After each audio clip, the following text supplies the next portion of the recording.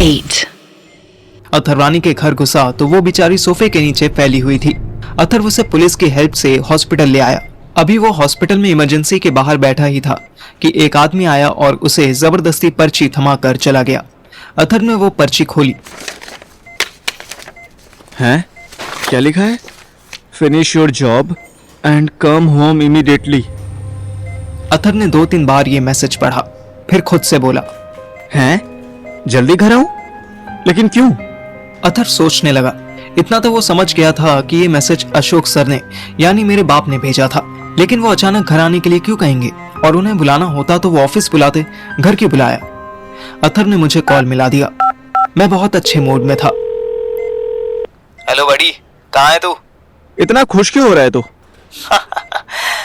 मैंने लात मार के जॉब छोड़ दी, मुझे अब कोई टेंशन नहीं। जॉब छोड़ दी? ऐसे अचानक? अबे तू कब से मेरी तरह डिसीजन लेने लगा? मैंने उसे पूरी कहानी बता दी कि कैसे सिद्धार्थ ने मुझे लेट आने पे पिन किया और फिर कैसे मैंने उसके धुर्रे उड़ा दिए। Okay, very good. बड़ा वॉरियर्स वाला काम किया ना तूने। अब ये सुन कि मेरे साथ क्या हुआ। अथर ने शॉर्ट में अपना इंसिडेंट सुना दिया। साले तू एडवेंचरस लाइफ ऑफ टिंटिन बनता जा रहा है, क्या होता रहता है तेरे साथ? वो छोड़, अभी ये बता कि क्या होने वाला है और इस चिट का मतलब क्या होगा। इसमें लिखा है finish your job and come home immediately. जिस स्टाइल से ये पर्ची मुझे मिली है ना, उससे तो क्लियर है कि तेरे बाप ने ही भेजी होगी। लेकिन वो घर क्यों बुला रहे हैं? क्या पता सुनीता आंटी की तबीयत ठीक ना हो। हाँ यार, डाउट तो है। अच्छा वो सब छोड़, तू ब्रीफकेस लाया? हाँ, मैं जीपीओ पहुंचने वाला हूँ। तू कितनी देर में आएगा? बस यही 15-20 मिनट में। अगर तू किसी और एडवेंचर में फंसा हुआ है तो रहने दे, मैं तो अब फ्री हूँ, मैं ही डिस्पैच कर दूंगा। मेरे पास श्रेया का एड्रेस भी है। अबे पागल है क्या? मैं करूंगा उसे, तू नहीं। बेवकूफ कहीं का। वहीं पोस्ट ऑफिस के बाहर खड़ा मिल। आता हूँ, चल बाय। अथर यूजुअली मुझ पर ऐसे ही नहीं चिल्लाता था। मुझे लगा शायद इसको ब्रीफकेस कुरियर करने से पहले इसमें से कोई इन्फॉर्मेशन लेनी होगी। मैं जनरल पोस्ट ऑफिस के सामने ही खड़ा था। आते जाते कुछ लोग मुझे देख रहे थे।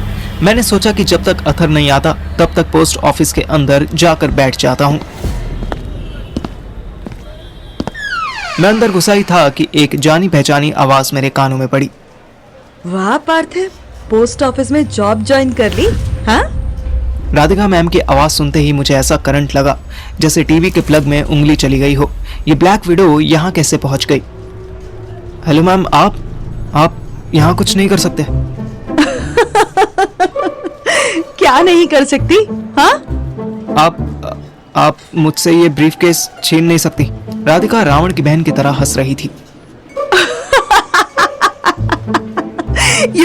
You are too funny, यार। Why would I do that? मैं क्यों तुमसे छीनूंगी? तुम तो हो ही इतने प्यारे कि तुम खुद ही मुझे ब्रीफकेस दे दोगे। मैं मर जाऊंगा पर नहीं दूंगा। मुझे लगा राधिका फिर हंसेगी, पर उसने मेरे सामने अपना मोबाइल किया। सी, अब तो दे दोगे ना? हाँ? मोबाइल स्क्रीन तो ऑफ थी। मैं ऑफ स्क्रीन देखकर क्यों ब्रीफकेस दूंगा? मैम, ब्लैकमेल करने से पहले फोन तो अनलॉक कर लो। राधिका ने मोबाइल देखा। ओह, एक मिनट। उसके मोबाइल में एक लड़की की फोटो थी जिसका मुंह बंधा हुआ था, पर लड़की को देखकर कहीं से भी ऐसा नहीं लगता था कि वो इस किडनैपिंग से परेशान है। इनफैक्ट वो तो अमेज्ड नजर आ रही थी। उसकी शरारती आंखें और उसका डीप नेक क्लीवेज देखकर मैंने पहचाना कि ये तो स्वीटी थी। अगर तुमने नहीं दिया ना तो तुम्हारी wife will be skinned like a chicken. मुझे मन ही मन बहुत हंसी आ रही थी। राधिका को भी मेरे फनी एक्सप्रेशंस दिख गए। What's so funny in this? हाँ? नथिंग मैम, आप कंटिन्यू करो। क्या धमकी दे रहे थे? अगर मैंने चिकन नहीं दिया तो आप ब्रीफकेस को। Shut up! बकवास मत करो, हाँ? वरना मैं मार दूंगी इसको। राधिका इतनी जोर से चिल्लाई कि आसपास वाले लोग मुड़ के देखने लगे। किसने एजेंट बना दिया आपको? कोई 3 मंथ्स का क्रैश कोर्स किया था क्या? राधिका ने मेरा ब्रीफकेस वाला हाथ पकड़ा। मैंने दूसरे हाथ से उसके बाल पकड़ लिए। राधिका ने मेरे लंगड़ी मारी और मैं फर्श पर कारपेट की तरह बिछ गया। छोड़ इसे।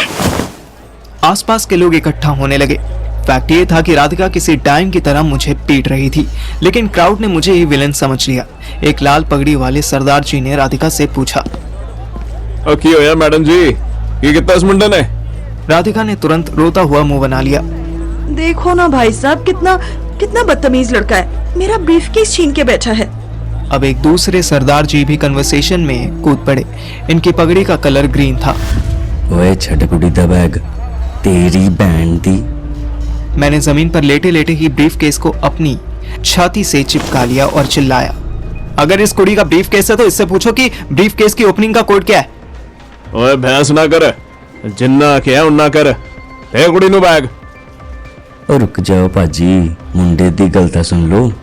मैडम जी, ये ਤੁਹਾਡਾ ब्रीफकेस है ते इसदा पासवर्ड भी तेनू पता होगा। राधिका मेरी तरफ घूरने लगी। हाँ पता है, लाओ दो, अभी खोलती हूँ। और ला दे ओए, हुण तेरी सारी बदतमीजी तेरे बंड चढ़ा लूंगा। नहीं दूंगा, अगर दे दिया तो ये भाग जाएगी। सरदार जी आप नहीं जानते ये लड़की पाकिस्तानी है, यहाँ तो बस अपना काम निकालने आई है। फर्जी आईडी है इसकी। शट अप, ये लड़का झूठ बोल रहा है। लाओ लाओ दो ब्रीफकेस, मैं पासवर्ड बताती हूँ। मैंने ब्रीफकेस और जोर से चिपका लिया। नहीं दूंगा, तुम पासवर्ड बताओ, सरदार जी इसे खोलेंगे। अगर खुल गया तो ये ब्रीफकेस तुम्हारा। अब राधिका के चेहरे पर थोड़ी सी नर्वसनेस दिखाई देने लगी। ग्रीन पगड़ी वाले सरदार जी मेरी साइड ले रहे थे। पुत्र तू उठ, चिंता ना करी, ये सोसाइटी में आई आवी कुड़ी वेखदे ही अमूल बटर बन जाती है। तू मैनू दे, दसो जी मैडम जी, ब्रीफकेस का की कोड हैगा। राधिका रेड पगड़ी वाले सरदार जी के पास आई और उनके कान में कुछ बोली। वो तो पहले ही उसका फेवर ले रहे थे। मैं चिढ़ गया। ऑब्जेक्शन माय लॉर्ड, इस लेडी को जो बोलना है वो सबके सामने बोले, ये कान में कोई खुसफुस नहीं चलेगी। ग्रीन वाले सरदार जी जो अब तक मेरी साइड ले रहे थे, राधिका उनके कान में भी कुछ कहने लगी। ये बड़ा कंफ्यूजन था। मुझे बचपन से ही उन लोगों से बहुत चिढ़ मचती थी जो सबके सामने कान में बातें करते थे। वो तो भला हो व्हाट्सएप आ गया और काना फूसी करने के बजाय लोग मैसेज खेलने लगे। ग्रीन पगड़ी वाले भी अब अलग टोन में बात करने लगे। पुत्र सुन, तू ये बैग मैनू दे, कुड़ी ने मैनू पासपोर्ट दस्ता है। पासपोर्ट नहीं पासपोर्ट। और ऐसे कान में क्यों बताया? ओ क्योंकि वो तुझे बताना नहीं चाहती, साढ़े पाकिस्तानी जासूस। मैं पाकिस्तानी जासूस? पागल हो क्या? आसपास के और लोग मुझे घेरने लगे। मैं डर गया। आए दिन मॉब लिंचिंग की न्यूज़ तो मेरे व्हाट्सएप फॉरवर्ड में भी आती रहती थी। दोनों सरदार मेरे हाथ से ब्रीफकेस छीनने लगे। रुक जाओ, वेट अ मिनट, मेरी बात तो सुनो। 2 मिनट रुक जाओ बस, पुलिस आ रही है। पुलिस। पता नहीं मैंने ऐसा क्यों बोला, पर पुलिस का नाम लेते ही सब अलर्ट हो गए। मुझे रियलाइज हो गया कि सच बोलकर तो इस सिचुएशन से बचा नहीं जा सकता, इसलिए मुझे अब कुछ ना कुछ दिल्ली वाला जुगाड़ लगाना पड़ेगा। पंजाब पुलिस यहाँ पहुंचने वाली है, बस 2 मिनट की बात है। अगर मैं पाकिस्तान का एजेंट हूँ तो मैं पुलिस के सामने क्या करूंगा, और अगर ये पाकिस्तान एजेंट है तो देखना ये भाग जाएगी। मैं कहीं नहीं भागने वाली। I will make you pay for this, okay? क्यों नहीं चुड़ैल, दिल्ली में हमारी टीचर बनी सबको बेवकूफ बनाती थी तू, अब बनाइए पुलिस का फुद्दू। हाई बड़ी। राधिका मुंह घुमा के खड़ी हो गई। उसने अपने हाथ फोल्ड कर लिए। रेड पगड़ी वाले सरदार जी उसे कंसोल करने के लिए उसके पास खड़े हो गए। राधिका ने फिर उनके कान में कुछ कहा। एक तो इन औरतों की चुगलियां कभी खत्म ही नहीं होती। ये दिल्ली की हो, जलंधर की हो या कराची की हो, सारी की सारी आदमियों के कान भरने में एक्सपर्ट होती हैं। रेड पगड़ी वाला बस हाँ में सर हिला रहा था।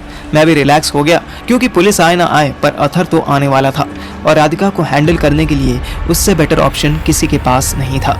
मैंने अपना फोन निकाला और अथर का नंबर डायल ही करने लगा था कि अचानक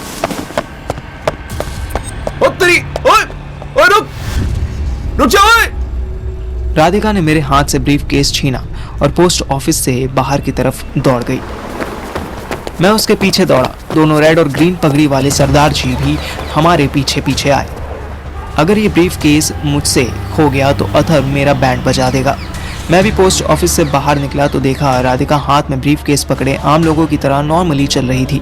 उसके और मेरे बीच का डिस्टेंस कोई 200 मीटर था। मैं दौड़ के उसके पास गया। इतना इजी नहीं है मुझसे बच के निकलना, मेरा ब्रीफकेस वापस कर। पब्लिक प्लेस में एक बार हंगामा करने का नुकसान राधिका को हो चुका था, इसलिए अब उसने कोई रिएक्ट नहीं किया। वो बस चलती रही। मैंने उसके हाथ से ब्रीफकेस छीनने की कोशिश की तो उसने वही ब्रीफकेस मेरे मुंह पे मारा। मैं वहीं फुटपाथ के पास लुढ़क गया। इससे पहले कि मैं खुद उठता, 2 जाने पहचाने हाथों ने मुझे खड़ा होने में मदद की। अथर्व आ चुका था। क्या हुआ? हम सॉरी यार, राधिका मुझसे ब्रीफकेस छीन कर ले गई। हैं? अरे वाह, राधिका खुद आई थी। ग्रेट, यही तो मैं चाहता था।